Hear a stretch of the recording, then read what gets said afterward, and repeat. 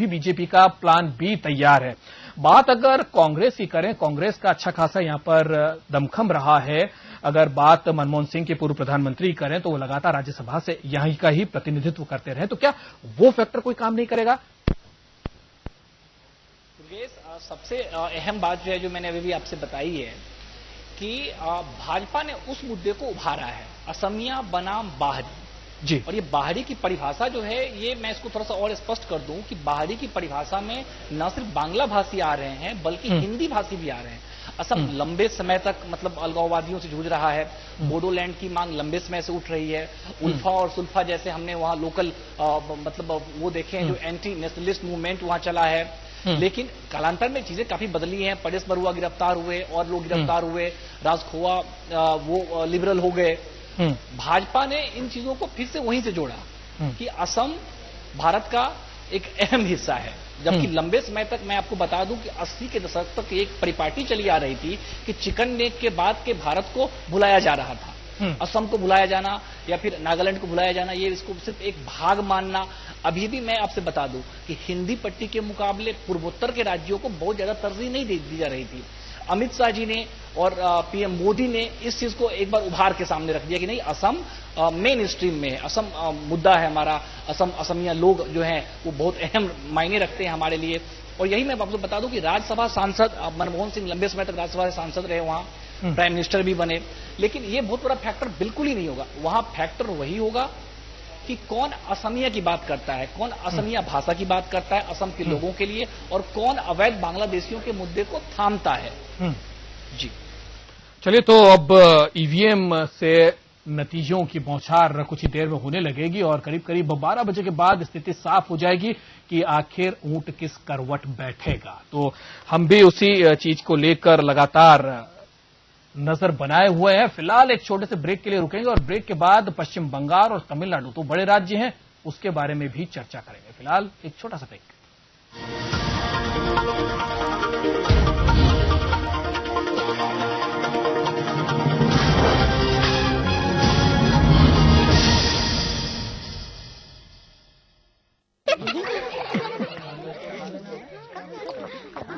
नीचे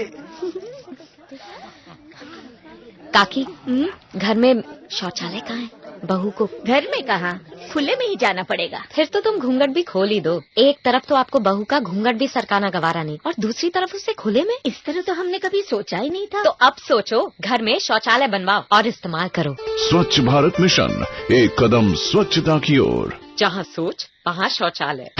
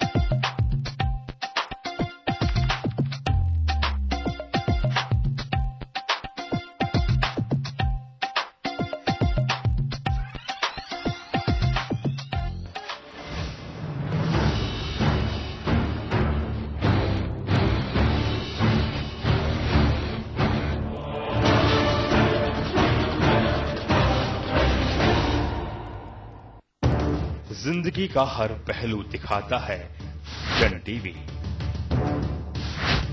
शख्सियतों से होती है मुलाकात, बहती है सुरों की गंगा राग और ताल के साथ।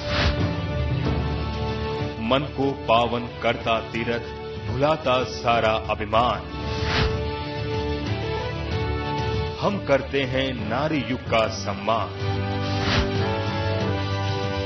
जगमगाते हैं मनोरंजन का संसार, लगाते हैं यादों का अंबार। खेलों से बढ़ जाती है मन की रफ्तार। हम हैं आपके दिल की आवाज, जन टीवी, जन जन की आवाज।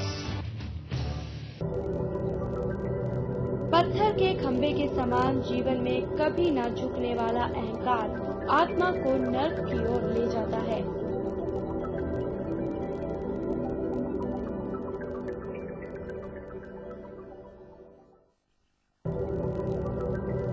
कोई व्यक्ति अपने कार्यों से महान होता है, अपने जन्म से नहीं।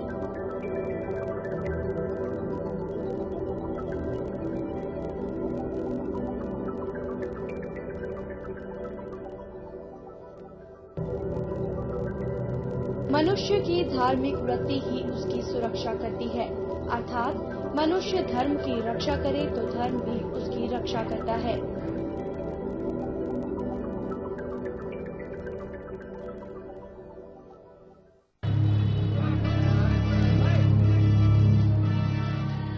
पैंसठ साल से चली आ रही थी बनती बिगड़ती जिंदगी।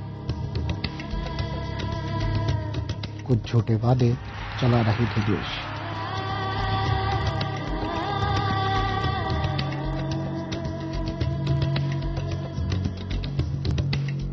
ऐसे ही कुछ वादों से बनती बिगड़ती आ रही थी हमारी किस्मत। शुक्र है हर खबर से बाखबर है हम, क्योंकि हर वादा झूठा नहीं होता।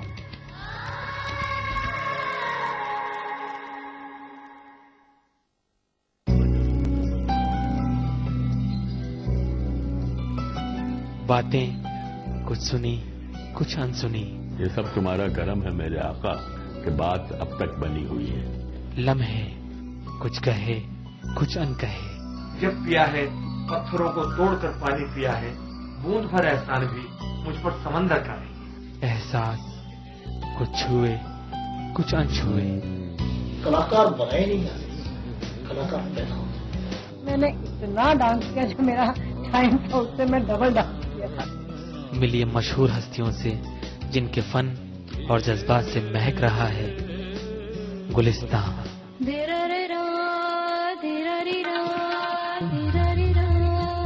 सिर्फ जन टीवी पर।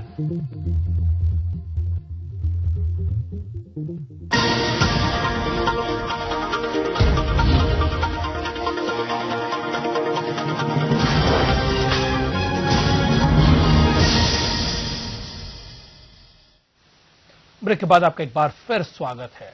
चलिए बात 5 राज्यों के आज आने वाले चुनाव परिणामों की हम कर रहे हैं। लगातार आपको एक एक रुझान से हम आपको अवगत कराएंगे। सबसे पहले आप तक खबर पहुंचे इसकी हम कोशिश करेंगे। आपको बता दें, पश्चिम बंगाल की अगर हम बात करें तो पश्चिम बंगाल एक बड़ा राज्य है जहां पर चुनाव हुए हैं और ममता बनर्जी की इज्जत जो है वो यहां पर दांव पर लगी है। और जिस तरीके के चुनाव पूर्व के जो सर्वेक्षण है और मतदान के बाद के जो सर्वेक्षण हुए हैं वो इसी प्रकार के संकेत दे रहा है कि पश्चिम बंगाल में एक बार फिर दीदी सत्ता संभाल लेंगे।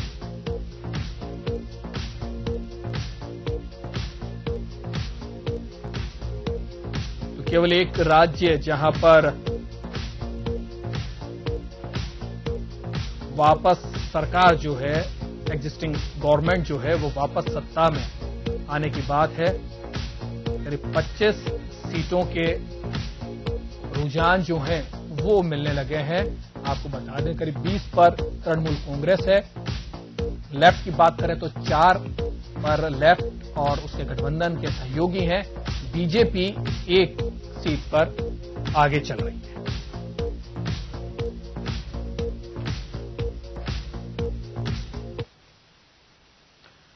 और आइए प्रवीण झा हमारे सहयोगी एक बार फिर हमारे साथ न्यूज रूम से जुड़ गए हैं। प्रवीण, पश्चिम बंगाल की अगर बात करें, बड़ा राज्य है, 294 सीटों के ऊपर अब भाग्य का फैसला होने वाला है और जिस तरीके के रुझान मिलने शुरू हुए हैं, अगर बात पश्चिम बंगाल की करें तो वहां पर एक बार फिर ममता बनर्जी के हाथ सत्ता आने की बात चुनाव पूर्व के जो सर्वेक्षण है वो कह रहे हैं और रुझान जो मिल पा रहे हैं अभी तक करीब 25 सीटों के आसपास के रुझान मिलना शुरू हो गए हैं। उसमें 20 सीटों पर तृणमूल कांग्रेस आगे बताई जा रही है। धन्यवाद दुर्गेश। मैंने पहले ही बता दिया है कि बंगाल में किसी और पार्टी के पास कुछ खोने को है ही नहीं। दीदी का दम दिखना है। अभी जो ताजा रुझान आए हैं उसमें तकरीबन 50 से अधिक सीटों पे टीएमसी के कैंडिडेट्स आगे चल रहे हैं। 20 सीटों पे लेफ्ट की बात चल रही है और 2 सीटों पे भाजपा ने बढ़त बनाई है। फिलहाल एक सीट बाकी के खाते में गई है, शायद इंडिपेंडेंस या कोई और दल, शायद कांग्रेस हो सकता है।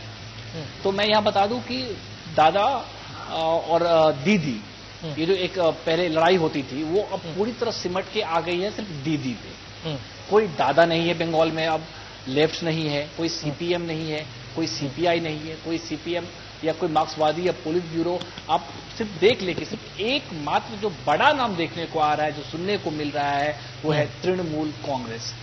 दीदी ने दम दिखाया है और 12 बजे तक ये भी स्पष्ट हो जाएगा कि दीदी के खाते में कितनी सीटें जा रहे हैं। अभी तो सिर्फ 50 से अधिक सीटों पे रुझान आया है, लेकिन जल्दी ये तय हो जाएगा। अब देखना ये है कि दीदी कितने अधिक सीटों से जीतती है, दीदी ने कितने अधिक से अधिक सीटें विधानसभा में हासिल कर ली है।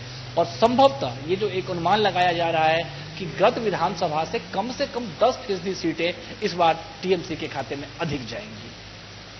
माने कि इस बार वापस सत्ता की जो चाबी है ममता बनर्जी के हाथ में आएगी। लेकिन जहां तक बात वाम दलों की करें तो क्या उनका ये गढ़ माना जाता था, उनके हाथ से क्या अब धीरे धीरे सत्ता खिसकती जा रही? वही हालत जिस तरीके की लोकसभा चुनाव में कांग्रेस की देखने को मिली, क्या ऐसी ही हालत अब वाम की भी होगी?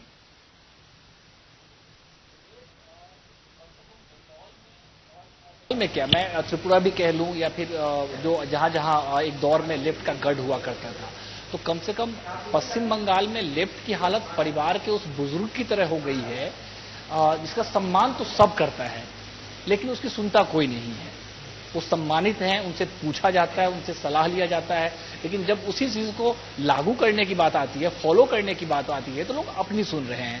तो मैं तो यही कहूंगा कि कम से कम पश्चिम बंगाल में अब लेफ्ट इतिहास बन चुका है। जी चलिए, तो पश्चिम बंगाल में अब वाम के हाथ में, लेफ्ट पार्टीज के हाथ में कुछ नजर नहीं आ रहा है। बीजेपी के लिए अगर देखें, बीजेपी के सिनेरियो को देखें अगर, तो फिलहाल जो रुझान मिल पा रहे हैं उसमें बीजेपी को कोई बहुत ज्यादा बढ़त नहीं है, लेकिन फिर भी पश्चिम बंगाल में बीजेपी की जो स्थिति है वो अभी 2 पर ही आगे चल रही है। इस तरीके के रुझान जो है वो मिल पा रहे हैं। तो क्या बीजेपी जिस तरीके की स्थिति सोच रही थी, जिस तरीके की बात कर रही थी, अमित शाह ने लगातार वहां पर रैलियां की है, उसके साथ साथ प्रधानमंत्री नरेंद्र मोदी ने भी कोशिश की है, तो क्या लगता है एक बड़ा चेहरा जो कि प्रधानमंत्री नरेंद्र मोदी का है, वो चेहरा जो है उसके ऊपर ममता बनर्जी का चेहरा जो है वो क्या भारी पड़ रहा है? दुर्गेश, मैं एक बात यहां बता दूं कि अभी भी बंगाली जो होते हैं वो अपनी चीजों को लेकर बहुत रिजिड होते हैं। अपनी चीजों की मतलब होती है अमार बांग्ला, अपनी भाषा और अपनी संस्कृति। भाजपा ने जिन क्षेत्रों में कम से कम पश्चिम बंगाल में पैठ बनाई है वो बहुतायत से हिंदी भाषी वाले हैं। उनके सांसद भी जो हैं वो दुर्गापुर से हैं, बाबुल सुप्रियो। दुर्गापुर में 60% से अधिक जो लोग हैं वो लोग हैं जो उत्तर प्रदेश, झारखंड और बिहार से वहां रोजी रोटी की तलाश में गए हैं। और कम से कम कोलकाता के जो सब सिटीज हैं, मतलब कोलकाता के बाहरी इलाके, नादिया या कुछ और ऐसे इलाके, या चंदन नगर, या फिर मैं थोड़ा सा और इधर आ जाऊं कागज नगर या फिर बैरकपुर, ये वो जगह हैं जहां से कई साल पहले लोग हिंदी भाषी लोग वहां गए और कामकाज की तलाश में वहां रह गए। अब जबकि वो वहां के मतदाता है, तो एक हिंदी भाषियों की जो एक परंपरागत ये रही है कि वो मतलब केसरिया पार्टी को सपोर्ट करेंगे, बीजेपी पार्टी को सपोर्ट करेंगे या संघ की तरफ जाएंगे। मतलब एक जो मिली जुली मानसिकता है। मैं किसी पार्टी विशेष के संदर्भ में नहीं कह रहा हूं, नहीं मैं किसी और संदर्भ में कह रहा हूं, आप समझ सकते हैं इस बात को। लेकिन भाजपा अभी भी, अमित शाह ने भी जो रैलियां की है, मैं बता दूं कि वो रैलियां जहां जहां हुई वहां पे बिहारी और उत्तर प्रदेश के लोगों की संख्या बहुत अधिक थी। इवन